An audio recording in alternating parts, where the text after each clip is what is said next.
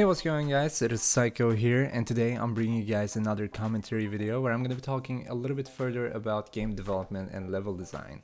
This is not going to be the same video as my tutorial that I made, and if you haven't checked it out yet, by the way, you can check it out by clicking the link in the description below, or clicking this annotation that I will be adding on the screen. So this is not going to be a tutorial like I said, it's going to be my top 5 tips and tricks for becoming a better level designer. So let's start off. Let's just presume that you're using Unity because of the obvious fact that you're watching my videos, probably, if you're not a new viewer. But if you're not using Unity and you don't know what Unity is, it's basically a game engine, and I would really suggest you to use it in case you're interested in making level designs, because not only does it give you absolutely gorgeous quality, but also really good performance in case you know how to use it. And by watching this video, you're obviously going to be improving your skills not only in level designing, but also using the software Unity itself. Let's start off by number 1, the UI. So, when you start off by Unity, or even if you're really experienced with Unity, let's just go through the UI real quick. I'm not going to go through it with you, because this is not tutorial once again. If you need that kind of video, you can either search them up on YouTube, or check out my tutorial on YouTube, which I will obviously link in the description below. So yeah, if you need more information about that, feel free to check it out and come back to this video. But basically, talking about the UI, I'm trying to say that if you don't learn the UI, you're obviously not going to be able to go in deeper and learn more, right?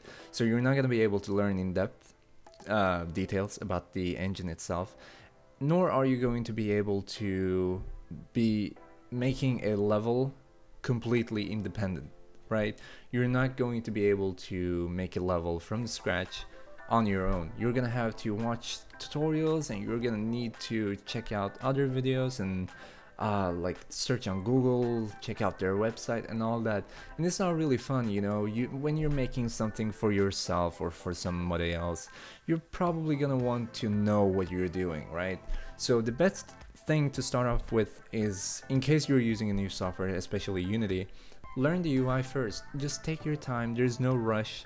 There's no it's not a race, right? It's just not a race. Just take your time, learn the UI, and when you feel like you've learned the UI at least enough to make a level completely independent, then go ahead and move to the next step.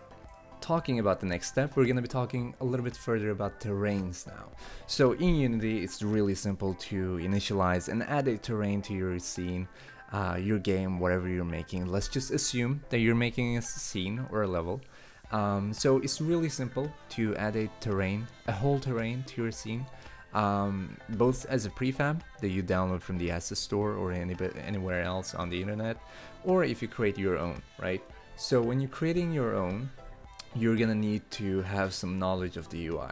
And that's why I was also taking the UI as number 1, because it's really important, because it is literally the UI you're using when you're using a software, right? It's basically just buttons you're clicking on.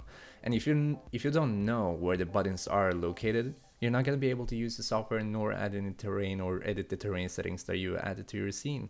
So just learn the UI and move on to this step. So the terrain settings are as easy to edit as it's really easy to add the terrain to the game itself, right?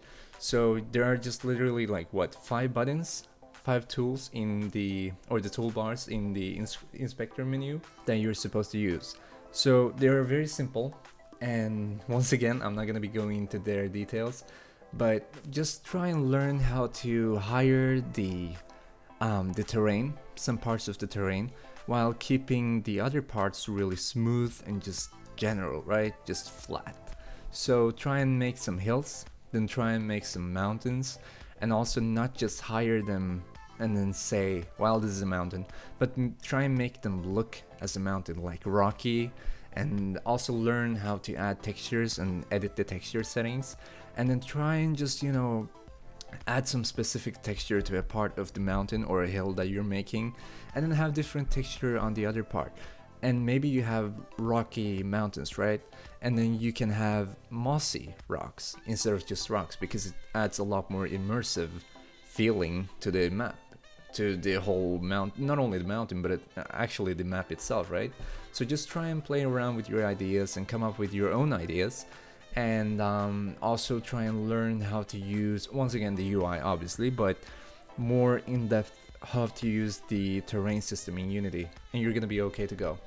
Moving on to number 3, we have lighting. So lighting is really simple to edit in Unity as well, because of the fact that Unity is first and foremost really easy to use. And so by lighting, I'm not only talking about sun and your skybox and all that, I'm talking about the light intensity, the exposure of your skybox, and also point lights, like spotlights, everything that is converted into lights in your scene that you're using. They can even be reflections, because reflection probes are granting the other game objects lighting in some sort of way, because they are kind of playing around with the ambient light, right, of your map basically. So just try and play around with the lighting settings, and edit the fog settings too, because they are also a part of lighting. So just try and play around with your ideas, try and learn how to use the lighting. If you have the cameras facing the sun, towards the sun, you're probably gonna have to place some models in certain positions, because maybe you don't want to block the whole path to the sun, so that the sun can actually be seen by the camera, so that the sun shafts by the post-processing effects, which we're gonna be talking about in the next spot, are gonna be able to be seen from the camera, right? Or maybe you just want to completely block the whole sun itself, and then just have the sun shafts coming around the trees or something like that, like some crazy idea, right? But to play around with your ideas, you need to learn how to edit the lighting. So just once again, take your time, learn how to use the lighting settings, learn how to use the UI in general, and learn how to combine lighting with terrain, so that the shadow kind of hits some part of the map instead of just the whole camera, so that it doesn't black out completely. At number 4, because we talked about post-processing effects, we're going to be getting into a little bit more in depth. So post-processing effects are basically effects for your camera, such as sun shafts, global illumination, and other stuff that are basically adding visual quality to your game. But be careful when you're using them, because they are taking a lot from the performance. And also not only the performance, but you have to be careful when using them, because some people usually like to add a lot of effects to their scenes, right? It doesn't only make them laggy, but it also makes them ugly, because if you're using way too many, let's say sun shaft scripts, right? If you're using way too many and you can't even see the sun or anything else, and the shadows look too strong compared to the other parts of the map, it's just gonna be looking ugly, because that's not realistic, in case you're having a realistic map. And it doesn't, also, by saying realistic, I don't mean in terms of like how real it is, in case if you're using cartoon characters, or if you're using realistic AAA quality characters, but I'm talking about in terms of how good it's looking, right? It's not just how realistic in terms of being AAA quality assets that you're using. I'm talking about how good it looks in general. So just be careful and don't add too much. Just keep it simple, but at the same time, again, play around with your ideas and don't be scared. And once again, you need to learn the UI just to play around with the post-processing effects. Well, it's not really, learn the UI, but it's a bit more how to import the post-processing effects that are standard in Unity, that comes with Unity. So, and also obviously how you can download and even purchase some other assets from the asset store. I'll be linking some post-processing effects down below. No sellout, obviously not. But if you want to pay me, it's a free. But no sellout at all. I'm clean. So if you want to have some assets that you want to check out, some tips and tricks from me. Well, I would recommend the assets that I'm linking down in the description below. They are really, really good. I use them in my videos too, so it's really comfortable to get around with it. As you realized, we talked about performance when we were talking about post-processing effects. So let's move on to step number 5, where we have performance. So it's not only performance in terms of using the post-processing effects, but it's also really much about lighting, shadows, quality, the assets that you're using, the prefabs that you have, if they have any LOD, basically level of detail. It's really important to think about these type of things because they are really immersive. Not only that, but also really adds a good quality to your game, obviously.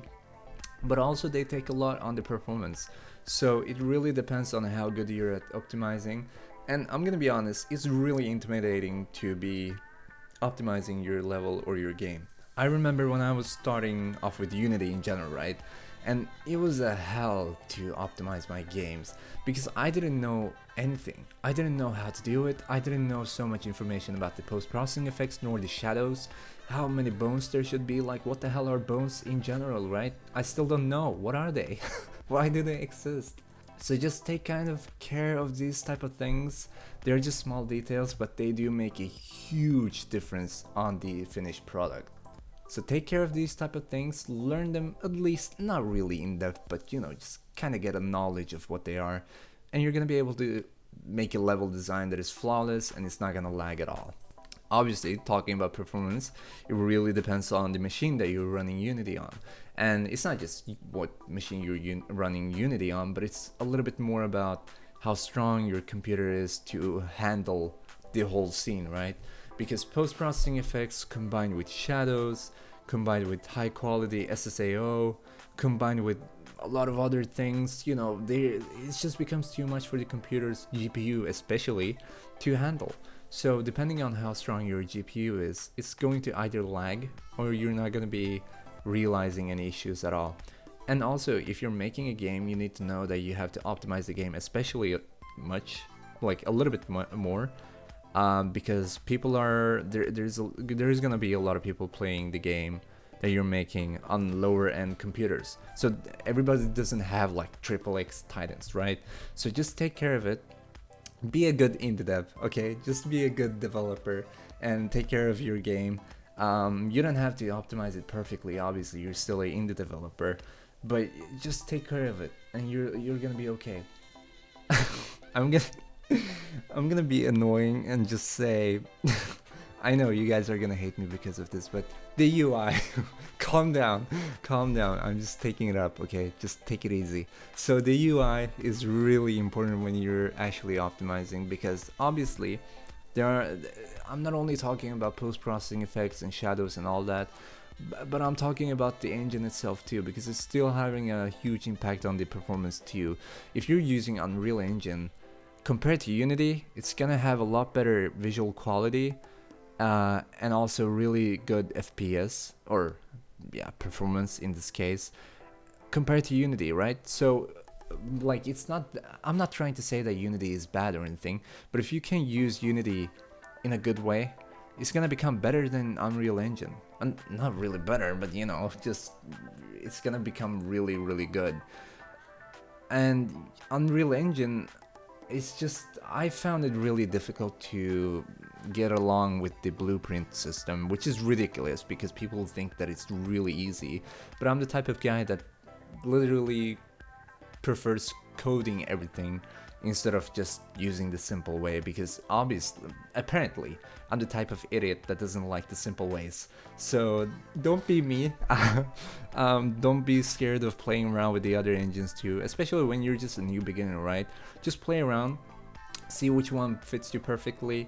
And I do recommend obviously the software that I'm using, which is Unity, but I've used Unreal Engine too, and it's really fun to use it as well.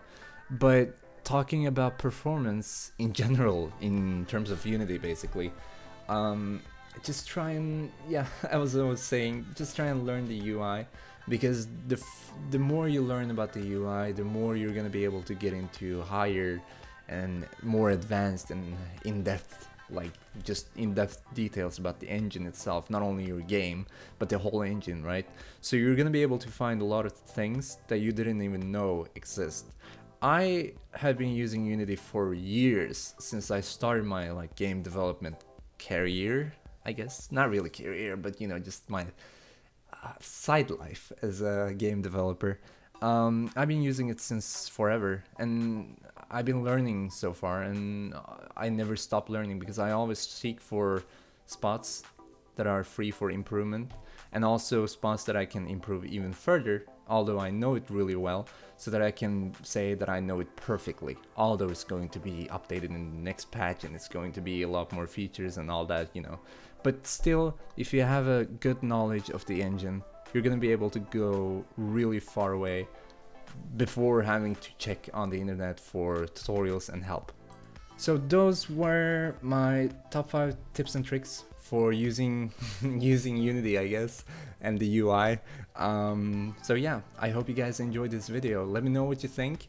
Once again, I'm not really that kind of type of, like, I'm not really professional in this tutorial series type of, I'm not the tutorial guy, right? I've been making gaming videos since I started on YouTube. Now I'm starting with level design videos, so let me know what you think about the video. Let me know if you found this helpful, obviously, and if it was something that you would like to see more of. I'm planning on starting a new tutorial series where I'm going to be developing literally a game, so that you can learn how to use not only Unity but also get into this game development branch a little bit further. So yeah, let me know what you think about that. And don't forget that my main profession is programming, so level designing is not really my best side or strongest side, if I have to say so, and I'm being honest right now. So yeah, it would be really fun to start off a new tutorial series, because I would also be able to program and code and all that. So anyway, let me know what you think. Thank you so much for watching. I hope you enjoyed. If you did, make sure to leave a thumbs up, subscribe to stay up to tune for new videos coming soon, and I will see you in the next one. See ya guys, peace peace. It's just me and my niggas, liquor and a couple bad girls, living in this fucking mad world, with no fear for the tears and severe niggas here, they revere when I'm coming back, girl.